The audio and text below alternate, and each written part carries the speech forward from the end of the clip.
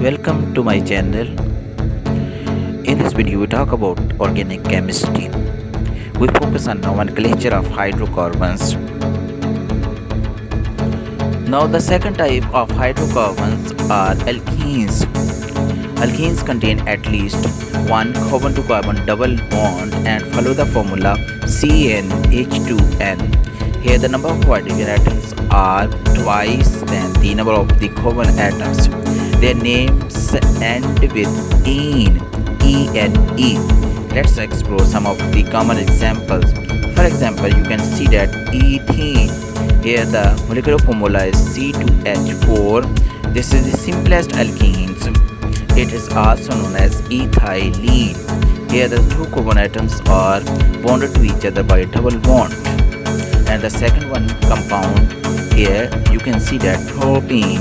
Here the structure formula is C3H6. The three carbon atoms are arranged to each other. Here a single bond is present between the two carbon atoms, that is carbon 1 and carbon 2. Now look at the table.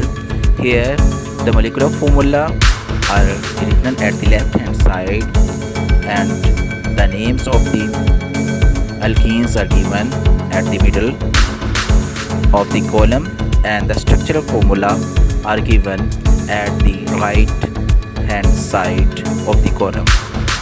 You can see the first compound C2H4. This compound is called ethene or ethylene. Here the two carbon atoms are bonded to each other via double bond, that is CH2 double bond CH2. The second compound is C3H6. This is called propene, and you can see that the three carbon atoms are bonded to each other. The first two carbon atoms are bonded to each other via a double bond, that is CH2 double bond CH, and then a single bond CH3. Now the third compound is C4H8. This compound is called butene, and here you can see in the structural formula that four carbon atoms are arranged, but here is a double bond between the two carbon atoms, that is carbon 1 and carbon 2, and carbon 3 and carbon 4 are joined to each other by a single bond. So all of these compounds are alkenes. They contain at least one double bond in their structure. Here are the naming rules for the alkenes. Number 1, select the longest chain of the carbon atoms that contain the double bond. And number 2, number from the end nearest to the double bond. And number 3 point is indicate the position of the double bond using the lowest possible number.